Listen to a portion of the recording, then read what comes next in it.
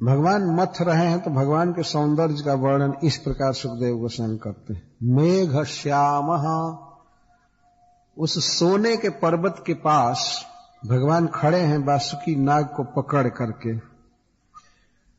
कैसे पकड़े हैं? जैत्रई दोर्भी, दोह का अर्थ होता है भुजाएं। भगवान की अनेक भुजाएं हैं, कम से कम 4 भुजा, चारों भुजाओं से वे पकड़े हैं सर्प को। दंदसूकम गृहीत्वा, दंदसूक को, सांप को पकड़े हैं। और भगवान की भुजाओं की विशेषता बता रहे हैं। जैत्रई, जैत्रई का अर्थ है कि जो भुजाएं सदा ही विजय प्राप्त करती हैं। भगवान कभी भी कहीं भी नहीं पराजित हुए हैं, बल्कि जो कोई व्यक्ति भगवान का आश्रय लेता है तो भगवान की भुजाएं उसको अभय दान देती हैं, रक्षा करते हैं। इसलिए भगवान के भुजाओं को जैत्र कहा जाता है। जैत्र का अर्थ जेता, सर्वदा विजयी, कभी परास्त नहीं हुआ। सभी युद्ध में सब समय भक्तों को अभय दान देने वाला। तो ऐसी अपनी भुजाओं से भगवान दंदसूक को, सर्प को पकड़े हुए थे और सर्प द्वारा पर्वत को पकड़े हुए थे। एक प्रकार से मंदराचल को, तो मंदराचल के सामने भगवान खड़े थे तो भगवान तो एक सांवले पर्वत जैसे लग रहे थे। उस समय अपने को विशाल रूप में प्रकट किए थे। पर्वत को पकड़ना है, सांप को पकड़ना है तो बड़ा स्वरूप बना करके पकड़ना होगा। इसलिए प्रति गिरी रिव अशोभत, सुखदेव गोस्वामी कहते हैं कि भगवान एक प्रतिद्वंदी पर्वत जैसा शोभित हो रहे थे। तो वह सोने का पीत पर्वत था मंदराचल। तो भगवान नीलमणि, नीलाचल होकर के खड़े थे। इसको प्रतिगिरी कहते हैं। एक पीला पर्वत है और एक बिल्कुल श्याम पर्वत। और जैसे चमचम चमक रहा था मंदराचल, तो उसी तरह से भगवान भी चमक रहे थे, लेकिन ये सांवले थे और बाहों से सांप पकड़े हुए।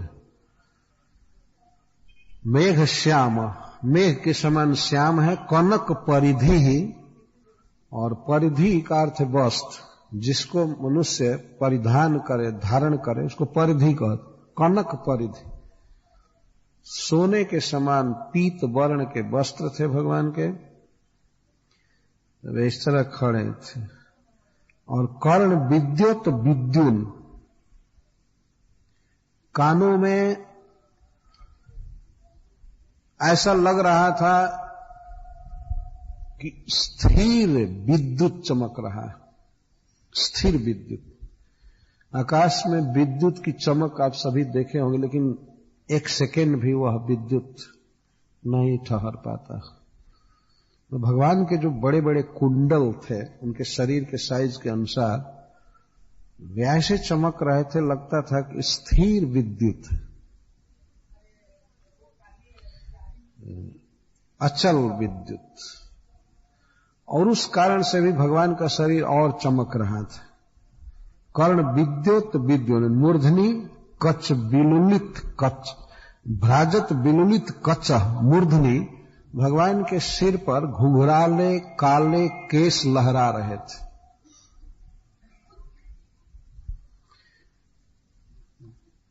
विलुलित, विलुलित, लुलित का अर्थ होता है टेढ़ा किया हुआ।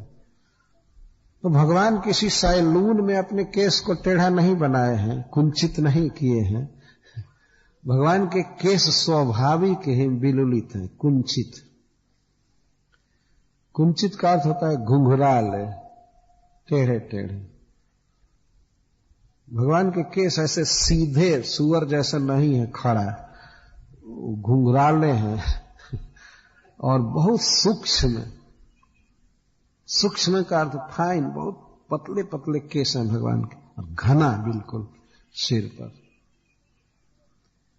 इस संसार में तो मनुष्यों को बाद में केस प्राप्त होता है। जब जन्म लेते हैं तो उस समय केस नहीं रहता है सिर में।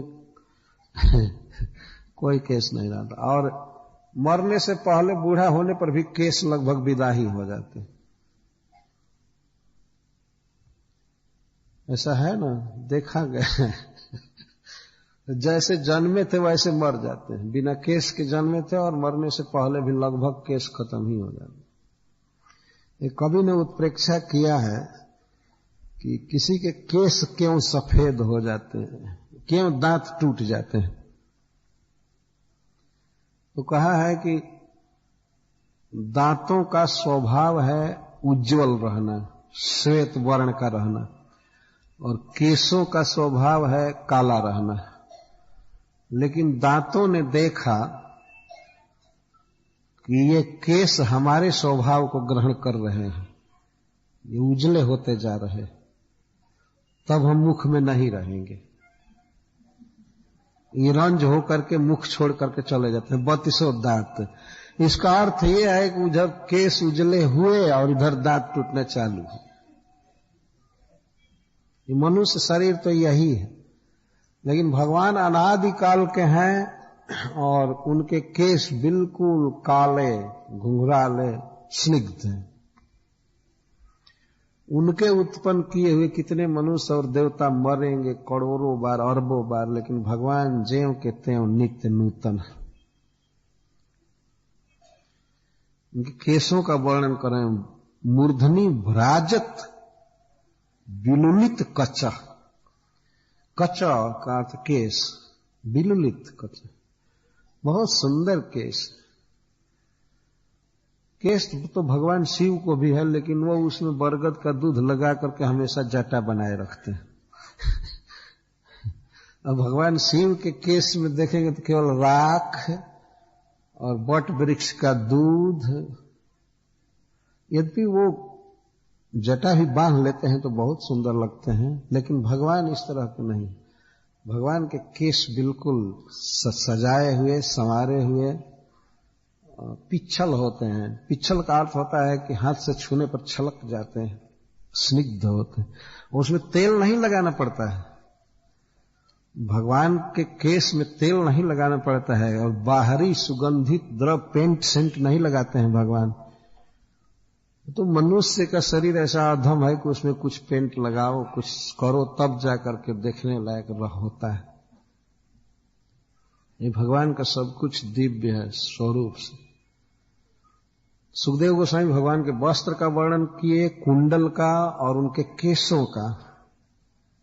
श्रगधर, और बहुत ही सुंदर माला लगाए थे।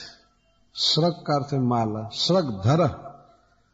रक्त नेत्र, भगवान की आंखों में अरुणाई थी, कृपा और स्नेह का सूचक।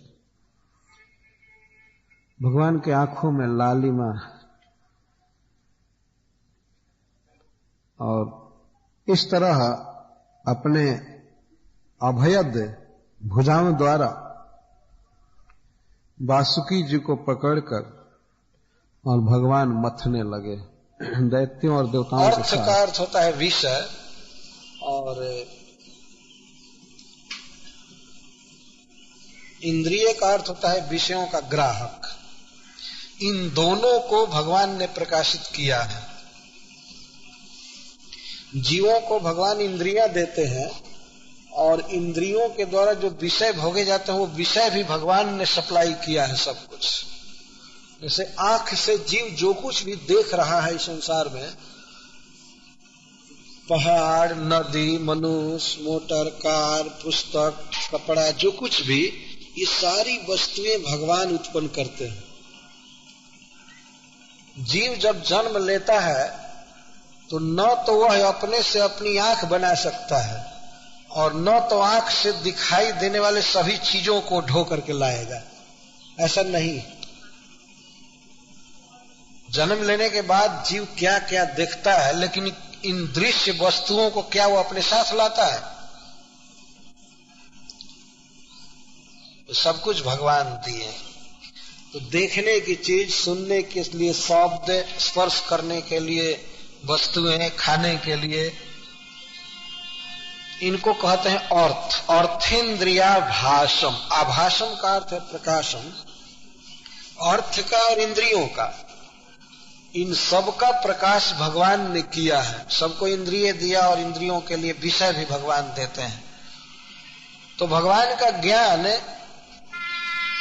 इस तरह से प्राप्त किया जा सकता है, इंद्रियों को देख करके और इंद्रियों के द्वारा ग्राह्य विषयों को देख करके अनुमान किया जा सकता है कि जो व्यक्ति इतना विशाल व्यवस्थापक है, सभी जीवों के इंद्रियों के लिए भोग्य वस्तु दे रहा है, सुनने के लिए, सूंघने के लिए, स्पर्श के लिए, और इतनी विचित्र इंद्रियां दिया है, तो वह अपने आप में कितना बड़ा ज्ञाता होगा।